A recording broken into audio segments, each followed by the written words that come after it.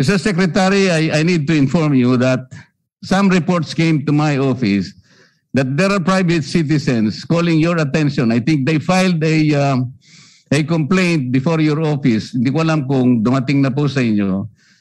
It's about certain staff in a hospital in Subic who were tested positive by the PRC laboratory in Subic.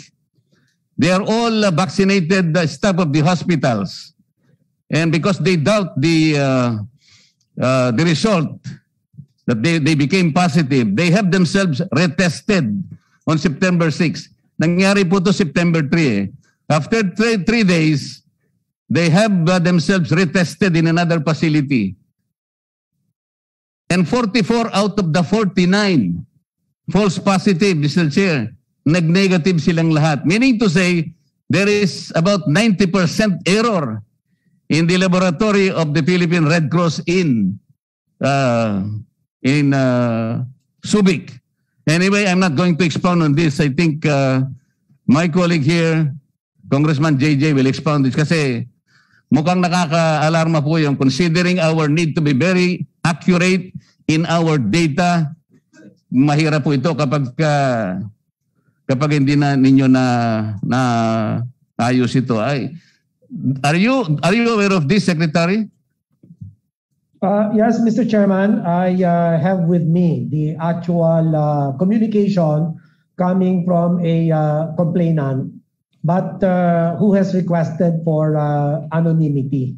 But I do confirm that there is that complaint, which is being investigated now by the lab network headed by under Assistant Secretary Nestor Santiago, whom I believe has already relayed to the RITM to do an evaluation or an assessment of this complaint.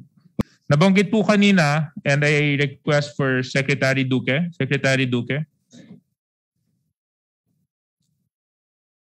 Mabilis lang naman to. Secretary Duque, it was mentioned that a certain individual filed a complaint about the results that happened in a PRC laboratory in Subic. Can you confirm this? Yes, Mr. Chairman, there is the complaint. Can you enlighten us in this matter, Secretary? What are the details of this complaint? Well, the letter has been sent to the DOH and in particular to the lab network headed by Assistant Secretary Nestor Santiago.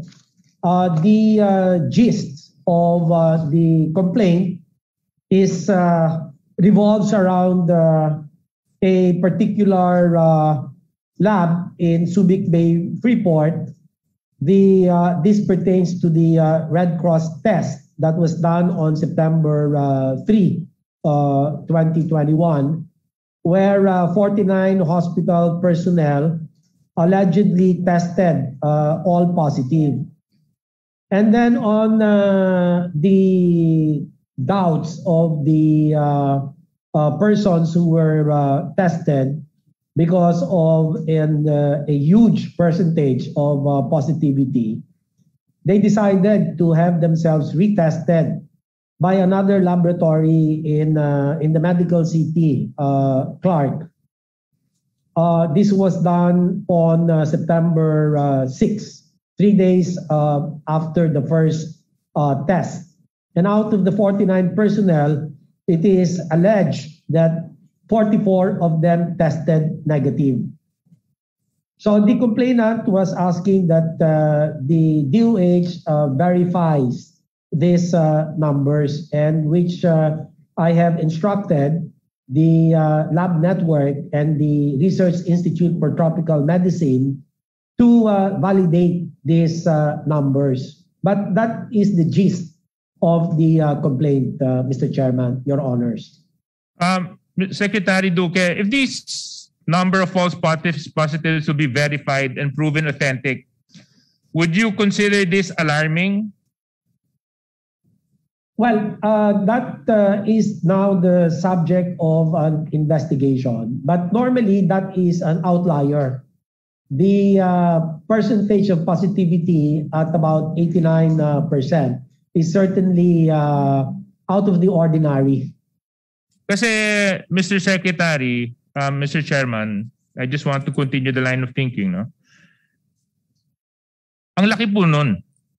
44 out of 49 tested positive. But when they retested, dahil hindi nga sila makapaniwala na positive sila, lumabas negative naman sila. Ang dami po nun. Ngayon, the mental anguish, anxiety, and stress caused to those individuals cannot be explained. Ang mas malungkot pa dito, Mr. Chairman, kung yung 4 na pong yun ay hindi nakapagpa-retest at napilitan mag-isolate na hindi naman pala sila tunay na positibo sa COVID-19. Mr. Chair, I would like to stress this point because Secretary Duque, 14 days isolation is no joke. And I do understand that 14 days isolation is necessary for those who are truly tested positive. So we really need to look into how the testing is being done, especially if these testings are being paid for. Binabayaran naman natin yung pagtitest. So dapat ang makuha nating resulta ay yung totoo naman. Kasi dito tinitingnan natin na patuloy na tumataas yung bilang ng mga COVID positives natin. How sure are we? How sure are we? Now, they were lucky enough to have themselves retested. Mr. Chairman, for the record, I know of 2 other individuals who went through the same mental anguish, had themselves tested, lumabas positive, hindi sila makapaniwala kasi hindi sila lumalabas ng kanilang mga tahanan. Nagpa-retest sila same day, negative. So again, Mr. Secretary Duque, just to add my point, and I'm thankful that DS Johnny Pimentel allowed me for my rejoinder to the point mentioned by our dear colleague. Paano naman po kaya yung mga kababayan natin who cannot afford a re-swab? May mga quarantine facilities tayo na para lang magpa-quarantine, kailangan po silang magbayad. So dito, nagbayad na sila, mali ang test result, nagpa-quarantine sila, magbabayad na naman sila. Ano po ang opinion nyo tungkol doon, Mr. Secretary? At sa palagay po ninyo, ano po ang dapat nating gawin? Kanya nga po kanina, akin pong binigyan din na ang investigasyon ay isinagawa kaagad ng Department of Health at saka ng RITM. So ito po ang very technical procedure of the investigation is handled by the Research Institute for Tropical Medicine. Unless the results of the investigation come out, no, ay mahirap naman po akong magsabi na ito na yung conclusion dahil wala pa naman po tayong resulta. So as soon as the results of the investigation come out, then we will submit. We will Congressman Suarez. Yes, we will submit this, the consolidated evaluation that will be undertaken by RITM will then be forwarded to the Health Facility Service Regulatory Bureau that will now make the determination what will be the sanctions, if any, but more than that, what will be the corrective action. Because all these laboratories are important in our overall pandemic response. And what we would want to happen is to assist all laboratories, whether this is national government or local government or private laboratories, because they're all important in our pandemic response, so that any deviation of results such as this complaint must be carefully looked into by our investigating bodies such as the RITM and the Health Facility Service Regulatory Bureau.